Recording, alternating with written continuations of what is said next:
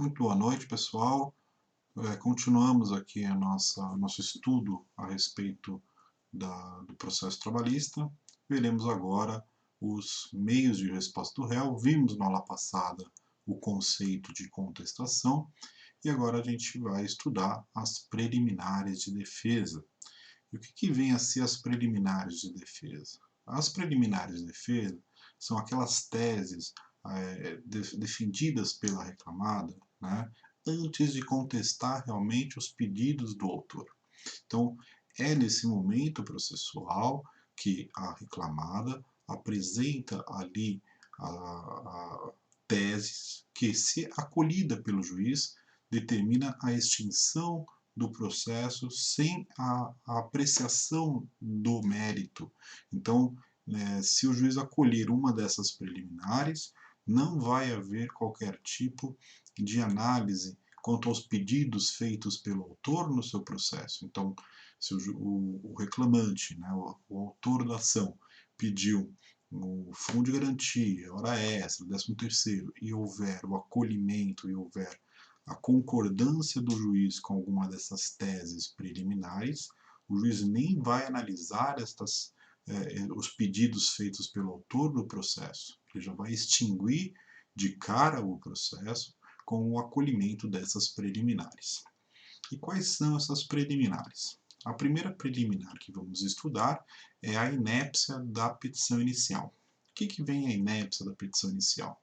A inépcia da petição inicial acontece sempre que for verificado a inexistência de lógica jurídica entre os fatos e os fundamentos com o pedido feito pelo autor. Ou seja, ele narra uma situação e conclui uma outra situação totalmente diferente, totalmente desconexa com os fatos. Exemplo, o reclamante narra na sua petição inicial que ele não desenvolvia a hora de almoço, o horário intrajornada, o horário de intervalo. Né? Ele fazia um pequeno lanche de 10 minutos. Ali fala que a empresa tem que dar 1 hora de intervalo para esse trabalhador. Então ele faz essa narrativa e no final do processo ele acaba se equivocando no pedido dele. Em vez de pedir as horas extras pela violação deste intervalo, ele pede a condenação da empresa em fundo de garantia. Ora, não há lógica jurídica entre a narrativa dos fatos e a conclusão e o pedido desse processo. Por conta disso, o juiz, se verificada uma situação que é essa exemplificamos agora, ele vai acolher a petição inicial e vai declarar a inépcia dessa petição inicial. Ou seja, ele vai acolher a tese desenvolvida pela reclamada de inépcia da petição inicial. Qual que é a consequência jurídica da inépcia inicial? É a extinção do processo sem a apreciação do mérito. Está lá previsto no Código de Processo Civil que, na hipótese da empresa alegar esta inépcia inicial e o juiz concluindo realmente pela inépcia, o processo é extinto sem resolução do mérito. Então, está aí a primeira preliminar, que é a inépcia da petição inicial, a inépcia da ação trabalhista ajuizada pelo reclamante. Qual que é a próxima preliminar de defesa? A próxima preliminar de defesa chama-se nulidade da citação. Como o próprio nome diz, já estudamos na aula passada o que vem a ser a citação, mas se esta citação não cumpre os requisitos da lei, ela é considerada nula. Então, vamos supor a hipótese de que a empresa, né, é sediada na rua X e o reclamante coloca que essa empresa é sediada na rua Y. A empresa que está sediada na rua Y não tem nada a ver com o processo porque ele não está sediado na rua X. Mas o funcionário desta empresa da outra rua acaba recebendo essa citação. Ora, a empresa, a real empregadora, a real reclamada desse processo, ela vai ter que ser condenada porque ela não apresentou defesa? Obviamente que não. Houve aqui uma situação de nulidade da citação, ou seja, a citação foi recebida por quem não é parte real daquele processo. Se isso acontecer, temos aí a nulidade da citação. Uma outra situação que também se verifica a nulidade da citação é quando a citação da reclamada, ou seja, aquela correspondência que chega para a empresa para dar ciência àquele processo, acontece 5 dias antes, menos de 5 dias antes da data da audiência. Então, se a data de audiência, por exemplo, é depois de amanhã, no dia 15 de maio de 2020, né? Se a citação aconteceu antes deste prazo, né? Se a citação aconteceu antes deste prazo, né, de 5 dias, a citação é nula. Então, por exemplo, a citação aconteceu no dia 12 de maio de 2020, para a audiência que vai acontecer no dia 14 de maio de 2020. Essa citação é nula, porque não respeitou este prazo mínimo aqui de 5 dias entre a data da citação e a data da audiência. Lembrando que a defesa sempre vai ser apresentada no dia da audiência. Já vimos isso na aula passada. A próxima preliminar que vamos estudar é a coisa julgada. O que é a coisa julgada? A coisa julgada é quando a gente repete uma ação que já foi julgada pelo Poder Judiciário. Então, o trabalhador ajuiza uma ação e essa ação é julgada e depois ele ajuiza novamente essa mesma ação com os mesmos pedidos. Nessa situação, o juiz deve acolher a coisa julgada, que é quando se postula em uma ação que já foi apreciada pelo Poder Judiciário. Ora, então se ele ajuiza uma ação, perde o processo, ele vai e fala o seguinte, vou tentar novamente ajuizar essa ação para ver se cai com outro juiz e ele tem um entendimento diferente. Não pode isso, né? Pelo princípio até da segurança jurídica, não pode repetir o mesmo processo, né? Se ele foi julgado a ação e ele perdeu esse processo, ele tem que aceitar essa decisão aí do Poder Judiciário. Então, a coisa julgada acontece quando se postula em um processo o mesmo objeto, o mesmo pedido, os mesmos fatos, o mesmo contrato de trabalho. Então não pode repetir a ação. Se repetir, tem que ser ali acolhida a preliminar de coisa julgada. O juiz nem vai analisar os pedidos do processo. Ele vai acolher a coisa julgada e extinguir a ação sem resolução do mérito, sem apreciar ali os pedidos do autor feito na reclamação trabalhista. A próxima preliminar é a litispendência. E o que é a litispendência? A litispendência é quando a repetição também é parecida com a coisa julgada, mas há sim uma diferença ali no conceito da coisa julgada e no conceito da litispendência. Vamos lá. A litispendência acontece também quando há a repetição de uma ação, mas essa repetição dessa ação é quando a ação está em curso, está em andamento, né? Ela não acabou ainda. Então o autor ele contrata um advogado e ele ajuiza uma ação para pedir fundo de garantia, 13º, férias e hora extra. E aí ele contrata um outro advogado também, né? Porque ele acha que a ação vai correr mais rápido com outro advogado, né? Esses absurdos podem acontecer. E ele ajuiza essa mesma ação e cai num outro juiz. Nessa situação, eu tenho duas ações idênticas, correndo juntamente essas duas ações, né? E obviamente não pode ter essas duas ações correndo de forma concomitante. Nessa situação, eu tenho ali a litispendência. Né? E qual que é a ação que vai dar continuidade? É a primeira ação, é a ação que foi primeiro ajuizada. Quando a ação é ajuizada posterior, essa ação posterior vai ser extinta. Sempre vai ser dado preferência à ação mais antiga, a ação que foi ajuizada em primeiro lugar. Isso é fácil de verificar pelo processo eletrônico, verifica-se a data e o horário que foi ali ajuizado. Mesmo que a ação é ajuizada no mesmo dia, dá para verificar ali pelo dia, pelo horário, pelos minutos e pelos segundos exatamente qual que é o horário do ajuizamento da ação. Então, a litispendência acontece quando há a repetição da ação, há a repetição do mesmo pedido, dos mesmos fatos, do mesmo contrato de trabalho, mas as duas ações estão em curso. Lembrando que a questão da litispendência, ela não tem que ser da ação inteira, pode ser de um único pedido. Então, no primeiro processo, por exemplo, o autor pediu 13º, férias e hora extra. No segundo processo, ele pediu fundo de garantia, férias e hora extra. A ação ela vai continuar com relação ao fundo de garantia. Com relação aos outros pedidos que foram repetidos, vai haver o acolhimento da litispendência. Então, a litispendência e a coisa julgada se diferem no seguinte sentido. A coisa julgada é aquele instituto quando repete uma ação que já terminou. A litispendência é quando se repete uma ação que está em curso. Essa é a diferença entre essas duas preliminares de defesa.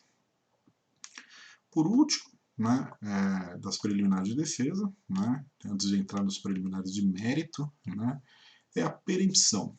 A perempção acontece quando o autor, quando o reclamante, ele dá causa à extinção do processo por mais de 3 vezes. Então, quando acontece a extinção do processo por mais de 3 vezes, ele não pode mais ajuizar a sua ação trabalhista, porque acontece o instituto da perempção. Então, é o que está no conceito aqui na apostila, o qual é quando o autor dá causa à extinção do processo por 3 vezes. Vamos lá, olha o seguinte exemplo. O trabalhador ajuiza a sua ação e a audiência foi marcada para o dia 20 de julho de 2020. Nesta data, ele não comparece na audiência. O processo é extinto pelo não comparecimento do autor. Ele pode ajuizar novamente essa ação? Pode.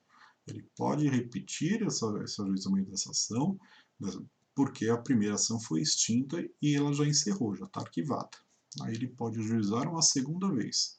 É marcada a audiência na segunda vez, ele novamente não comparece na audiência. Ele tem mais uma chance para ajuizar a ação. Aconteceu novamente de ele não comparecer na audiência, ou seja, ele dá causa 3 vezes por não comparecer na audiência, a gente tem o instituto aqui da perempção, e aí isso é alegado pela reclamada, esse instituto, o processo é extinto sem resolução do mérito pelo instituto da perempção. Então, a perempção acontece quando ele dá causa à extinção do processo por 3 vezes por ele não comparecer à audiência. Tudo bem? É isso, então, com relação às preliminares de defesa, Vamos ver agora as preliminares de mérito. As preliminares de mérito são aquelas preliminares que são quando o juiz analisa o mérito. Ele vai realmente acolhida uma dessas preliminares, ele vai julgar o mérito e a parte não pode, o reclamante não pode ajuizar novamente uma ação. Temos aqui a prescrição quinquenal. O que é a prescrição quinquenal? A prescrição quinquenal é todos aqueles direitos pleiteados na ação trabalhista anteriores a 5 anos da data que a ação foi distribuída. Significa dizer o seguinte: o trabalhador ele só pode requerer na sua ação trabalhista os últimos 5 anos contados da data que a ação foi distribuída. Se a ação foi distribuída de 12 de maio de 2020, ele só pode requerer os direitos trabalhistas retroativos a 5 anos da data que a ação foi distribuída. Isso é a prescrição quinquenal. Ela tem previsão, essa prescrição quinquenal, no artigo 11 da CLT e também no artigo 7º aqui da Constituição Federal. Então, todos os trabalhadores só podem pleitear na ação trabalhista os últimos 5 anos anteriormente ao ajustamento da ação. Todos os anteriores aos 5 anos estão prescritos, ele não pode pleitear. A prescrição bienal, o próprio nome diz, 2 anos. O reclamante ele só tem direito de ajuizar a sua ação trabalhista quando transcorrido 2 anos da data do término do contrato dele. Então ele foi mandado embora. Em 2020, ele tem até 2022 para ajuizar a sua ação. Isso no mesmo dia e no mesmo ano. Então, se ele foi demitido no dia 12 de maio de 2020, ele só pode ajuizar a sua ação trabalhista até o dia 12 de maio de 2022. Passado esses 2 anos, ele perde o direito de ação, ele não pode mais pleitear nada na Justiça do Trabalho com referência a esse contrato de trabalho. Isso serve tanto na forma de pedido de demissão, quando precisa demissão por justa causa, demissão sem justa causa, qualquer modalidade de rescisão do contrato de trabalho, o trabalhador tem direito de pleitear os seus direitos trabalhistas, que ele eventualmente entende foram violados pela reclamada, pela empresa, pelo prazo de 2 anos, contados da data que ele foi ali demitido. Demitiu em 12 de maio de 2020, ele tem até 12 de maio de 2022 para ajuizar a sua ação. A prescrição para menores. O que é a prescrição para menores?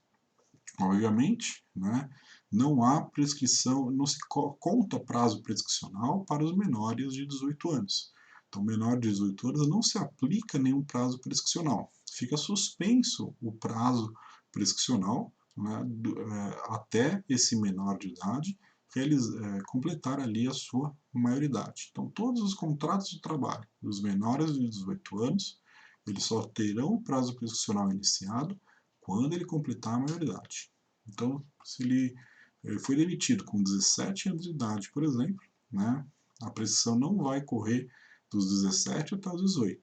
Né, ele só vai correr a partir que ele completou 18 anos. Então, completou 18 anos, inicia-se o prazo de 2 anos para ele ajuizar a sua ação, que é a prescrição bienal. Então, para os menores de idade, ele não corre a prescrição, ele somente vai correr essa prescrição quando ele completar 18 anos, que é a previsão do artigo 440 aqui da CLT. Tá? Por fim, vamos estudar aqui a prescrição do fundo de garantia. Essa prescrição do fundo de garantia, houve uma alteração na legislação, né, com base aqui no artigo 23 da Lei 8.036 de 90. Essa lei é a lei que regula todas as regras do Fundo de Garantia por Tempo de Serviço, o FGTS. Antigamente, né, o prazo prescricional para o recolhimento dos depósitos de fundo de garantia era uma prescrição trintenária, uma prescrição de 30 anos, ou seja, se o trabalhador ele trabalhou 10 anos na empresa, 15 anos na empresa, e a empresa não recolheu nenhum mês de fundo de garantia, essa prescrição era de 30 anos, ou seja, ele podia pleitear esses 10 anos, e não obstante a previsão da prescrição quinquenal, ele poderia pleitear os 30 anos, os 10 anos, os 15 anos de depósitos do fundo de garantia. Lembrando que a empresa é obrigada, no fundo de garantia, a depositar 8% do seu salário, 8% do salário do trabalhador, a empresa é obrigatória a depositar numa conta vinculada administrada pela Caixa Econômica Federal. Ou seja, se a empresa não depositou esse fundo de garantia durante 10 anos, antigamente era possível o trabalhador pleitear esses 10 anos de depósito do fundo de garantia. Não se aplicava para o fundo de garantia a prescrição bienal, a prescrição quinquenal. Ela se aplicava a uma prescrição de 30 anos. Entretanto, o Supremo Tribunal Federal, analisando essa questão dos 30 anos, entendeu que este artigo 23 da Lei 8.036 de 90 é inconstitucional, porque viola o artigo 7º, inciso 39 da Constituição Federal. Em outras palavras, né, uma vez que a Constituição Federal, como lei mais importante do nosso país, prevê a prescrição de 5 anos para as ações trabalhistas, não pode uma lei inferior à Constituição Federal, no caso a Lei 8.036 de 90, deferir uma prescrição maior do que aquela prevista no artigo 7º.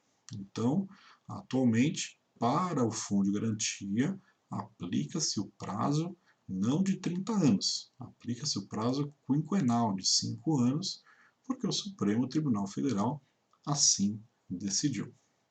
Então, essa é a prescrição quinquenal do fundo de garantia, que antigamente era trintenária, mas agora aplica-se a regra geral na forma do artigo 7º, inciso 39 da Constituição Federal, porque o artigo 23 da Lei 8.036 de 90 foi declarado ali inconstitucional pelo Supremo Tribunal Federal. Então, com isso, encerramos aqui as preliminares da defesa trabalhista, vimos desde a inépcia, nulidade da citação, coisa julgada, litispendência, preempção, prescrição quinquenal, prescrição bienal, prescrição para os menores e a prescrição fundiária, a prescrição do fundo de garantia. Lembrando que essas preliminares são aduzidas, são alegadas pela reclamada antes de iniciar a defesa propriamente dita. Ele apresenta essas preliminares na mesma peça, na mesma petição chamada contestação, mas são teses antes do mérito, antes de ele atacar se o trabalhador realmente fazia hora extra, se não fazia, se ele fazia hora de almoço, se não fazia, se ele sofreu assédio moral, se ele não sofria, né? Antes de ele atacar estes itens do processo, a empresa, ela obrigatoriamente, né, ou facultativamente, dependendo da situação, ela pode ali alegar as preliminares de defesa, inépcia, nulidade da citação, verificada uma inépcia, verificada uma nulidade da citação, verificada a coisa julgada, litispendência ou preempção, a empresa pode ali aduzir na sua defesa essas preliminares. E também as preliminares de mérito, verificada a ocorrência de uma prescrição quinquenal, bienal, uma prescrição de menor ou uma prescrição fundiária, também é o momento ali de ser ali aplicada. Lembrando essa situação da prescrição fundiária, do fundo de garantia, ela agora, né, de acordo com o julgamento do Supremo Tribunal Federal, aplica-se ali a prescrição do artigo 7º mesmo, inciso 39 da Constituição Federal. Então, por hoje é só. Vimos aqui as preliminares da defesa do réu, da contestação, e depois veremos na próxima aula as principais peças no processo do trabalho, né? Iniciaremos ali com réplica, depois recompensação e por último razões finais. Deem uma lida na apostila, tirem as suas dúvidas durante as aulas. Bom estudo a todos, uma boa noite.